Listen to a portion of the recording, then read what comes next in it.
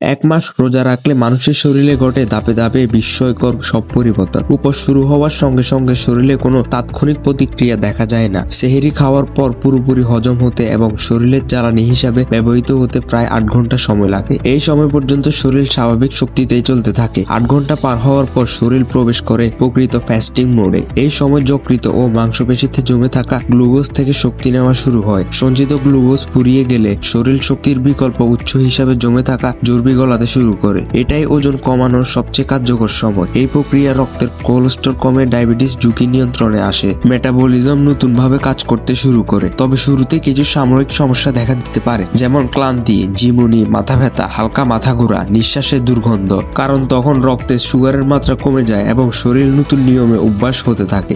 প্রথম কয়েকদিন পর শরীর ধীরে ধীরে মানিয়ে নিতে শুরু করে। চর্বি ভেঙে রক্ত মিশে শক্তি তৈরি হয়। এই সময় পানি শূন্যতা রোধ করা খুবই জরুরি।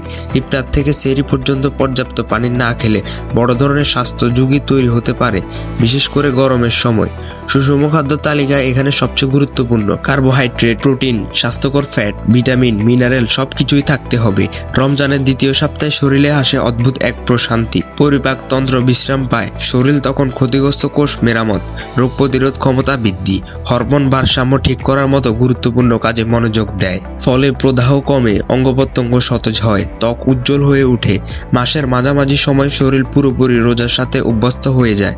যকৃত, কিডনি, পাচনতন্ত্র, ত্বক সবকিছুই নতুন ছন্দে কাজ করতে শুরু করে। এই সময় শরীরে ঘটে প্রাকৃতিক ডিটক্সিফিকেশন, ক্ষতিকর টক্সিন বের হয়ে যায়। স্মৃতিশক্তি বাড়ে, মনোযোগ বাড়ে, মানসিক স্বচ্ছতা তৈরি হয়।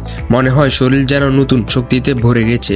তবে একটি বিষয় খুবই গুরুত্বপূর্ণ, রোজার উদ্দেশ্যে হতে হবে শৃঙ্খলা ও সুস্থতা। ইফতার থেকে সেহরি পর্যন্ত পর্যাপ্ত পুষ্টি না নিলে শরীরের চর্বির বদলে মাংসপেশি ভাঙতে শুরু করতে পারে, যা স্বাস্থ্যের জন্য মারাত্মক ক্ষতিকর। সঠিক নিয়মে রোজা রাখলে এটি শুধু ধর্মীয় ইবাদত নয়, বরং শরীরকে নতুনভাবে রিসেট করার বৈজ্ঞানিক প্রক্রিয়া। সুষম খাবার, পর্যাপ্ত পানি, নিয়ন্ত্রিত জীবনযাপন, এই 3টি মেনে চললে রমজান হতে পারে সুস্বাস্থ্যের নতুন দিগন্ত। আপনার কাছে কি মনে হয়? আপনার মতামতটি কমেন্ট বক্সে জানিয়ে যান এবং আমাদের আপডেট টিভি চ্যানেলটিকে সাবস্ক্রাইব করে পাশে থাকুন। ধন্যবাদ।